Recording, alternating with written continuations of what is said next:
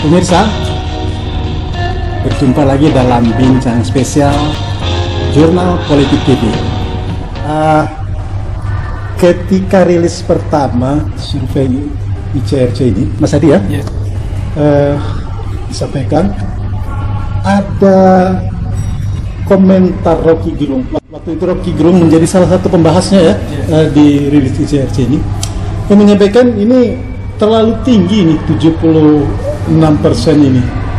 Dan dia berkesimpulan kalau terlalu tinggi ini Anies bakal digempur katanya, ya kan? Bahkan secara eksplisit Rocky mengatakan ini lihat saja nanti akan muncul sprindik, akan disprindikkan katanya. Nah hari ini 7 September 2022 Anies dipanggil KPK kabarnya ya. Apa komentar Bang TB ini menganalisa ini semua? Kalau saya enggak terkejut, dan itu sudah bisa sudah bisa diramalkan. Jadi begini, kembali lagi pada bangunan struktur politik kita ini, itu adalah bukan struktur politik yang demokratik yang seperti yang kuliah-kuliah itulah. Jadi ini sebenarnya struktur lama. Ada yang mengatakan ini adalah struktur ekonomi politik yang dia berkesinambungan peninggalan zaman kolonial. Jadi di struktur zaman kolonial itu memang ada orang yang kaya, orang yang sangat mapan, orang yang sudah berakal kemudian menguasai monopoli sumber-sumber kekayaan alam, kemudian juga berkolaborasi dengan orang yang memiliki kekuasaan, ya kan? Nah, jadi politik oligarki itu sudah ada sejak zaman kolonial. Nah, oleh karena itu kalau kita lihat,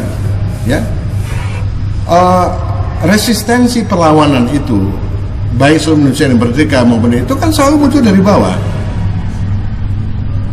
Dan sistem kekuasaan yang eksis itu akan pasti dihalau, atau dalam bahasa yang lain itu pasti ditumpas, itu bahasa kasarnya, ya kan? Kita bisa lihat itu ya. Tapi karena waktu terbatas, saya ingin mengambil yang kasus-kasus kontemporer. Jadi itu makanya kelompok-kelompok pembaru ini kadang-kadang banci juga, karena tidak mau mengambil risiko, karena risikonya besar sekali. Misalkan kita lihat, mengapa Habib Rizik itu quote-unquote secara politik dihabiskan, itu penjelasan itu. Jadi tidak boleh muncul kekuatan karena kebetulan Habib Rizik, tapi bisa juga bukan Habib Rizik.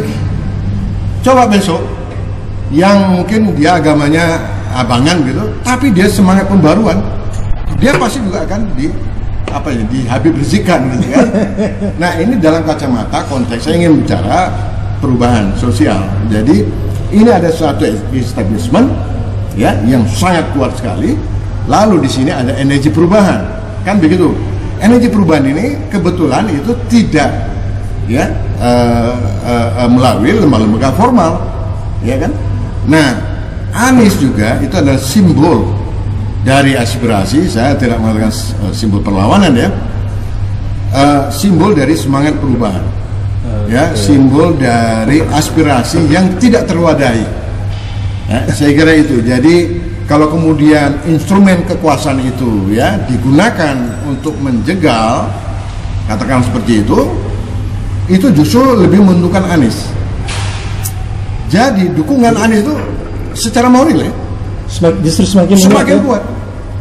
Jadi kenapa? Kalau hari ini dipanggil KPK, Anies, ini para pendukungnya malah semakin militan begitu? Tidak hanya itu, jadi ini semakin membuka mata publik Ini ada suatu kontradiksi di sini Anies tapi di sisi lain kita lihat betapa banyak kasus-kasus korupsi itu tidak pernah diselesaikan. Nah ini kalau mau dicari soal itu tidak kompatibel. Oke Bang TB, karena banyak yang ingin kita diskusikan, ingin kita bahas, ingin kita dalami hasil-hasil riset dari ICRC ini, tapi waktu kita cukup terbatas. Untuk sesi akhir ini saya ingin ya bukan kesimpulan ya, paling tidak ada hal yang bisa ditarik untuk menjadi rekomendasi terhadap para pelaku politik ini, baik para elit politik, penguasa parpol, pemegang kekuasaan, maupun mereka yang berhasrat untuk muncul di kepemimpinan nasional ini. Kira-kira berdasarkan hasil survei, Mas Hadi, sekaligus menutup bincang kita hari ini, apa yang Mas Hadi rekomendasikan ini terhadap elit politik maupun terhadap para pendukung bakal capres, pendukungnya Ganjar, pendukung Erick Thohir, pendukung siapa lagi, Pak Andika, pendukungnya Anies. Kira-kira apa rekomendasi dari hasil riset Anda? Pertama, terkait dengan tingkat kepuasan publik yang tinggi terhadap incumbent, karena hasil surveinya terkait Jakarta ya. Nah, ini menjadi bukti bahwa mayoritas itu masyarakat puas dengan kinerja Anies Baswedan selama 5 tahun. Kemudian di sisi lain, seperti yang saya katakan tadi, ada yang tidak puas dengan kinerja Anies, kemudian mencoba untuk melawan kehendak publik, maka dia akan tersingkir dari pusaran itu. Nah, ini juga pembelajaran bagi partai politik. Jadi kembali lagi, dalam sistem demokrasi ini kan pilihan dari rakyat untuk rakyat. Artinya rakyat masih tetap yang berkuasa. 52% suara partai politik yang belum menentukan pilihan, dan disitulah nanti masyarakat akan menentukan siapa partai politik yang berpihak pada rakyat atau tidak. Dan tentunya hari ini yang perlu kita catat bahwa semakin tinggi tingkat ketidaksukaan masyarakat terhadap partai politik tersebut, maka dia akan dijauhi oleh pemilih-pemilihnya dan dia akan ditinggalkan oleh pengikut-pengikutnya. Nah, oleh karena itu partai politik harus membaca tanda-tanda itu.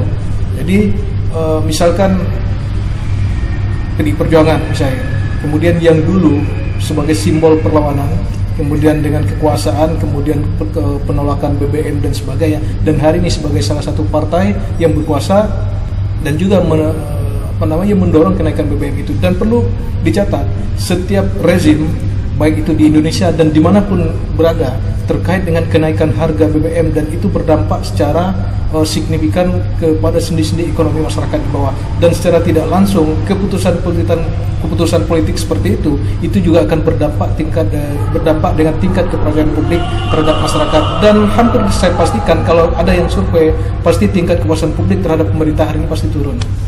Sekira itu. Oke, makasih Mas Ade. Bang TB, apa rekomendasi Anda untuk para elit politik, pemegang kekuasaan parpol, atau pihak-pihak lainnya, termasuk para pendukung ini bakal calon presiden, khususnya misalnya pendukung Anies Baswedan? Silakan Bang TB, apa rekomendasi Anda? Saya ingin mengatakan bahwa dialektika perubahan sosial itu belum selesai. Ya, jadi amanat reformasi itu masih ditunggu.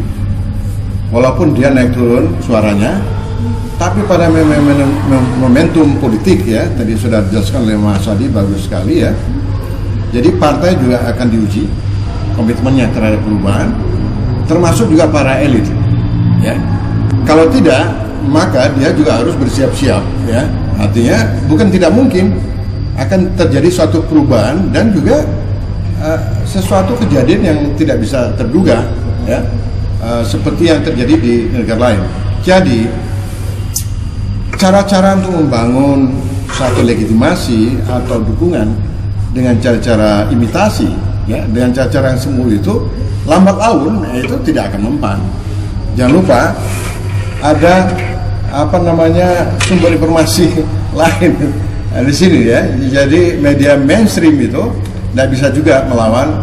Kalau lihat yang murni di sini, ya, apa yang menjadi kendala. Dan lebih penting lagi adalah sekarang ini rakyat merasakan apakah keadaan itu semakin baik atau semakin buruk. Dan beberapa kasus kita lihat, mulai dari pemberantasan korupsi, kasus terakhir soal kepolisian, ya, Sambo, itu semakin secara pelan-pelan rasionalitas publik dan nurani publik itu akan berbicara, pada akhirnya menentukan kemana pilihan politik. Saya kira itu kuncinya. Baik, terima kasih Bang TB, terima kasih Mas Hadi sudah berkenan berkunjung, sudah berkenan ngobrol bersama-sama kita di Jurnal Politik TV. Kalau nanti diundang lagi masih bersedia kan, Mas Adi ya? Sure. Oke. Pemirsa, demikian bincang-bincang spesial kita. Nantikan bincang spesial lainnya bersama tokoh-tokoh publik kita yang akan kita undang dan dalam berbagai tema yang menyangkut hajat hidup, menyangkut perpolitikan nasional. Saya Adi Priyono mengucapkan terima kasih atas perhatian Anda. Sampai jumpa pada bincang spesial Jurnal Politik TV. Assalamualaikum warahmatullahi wabarakatuh.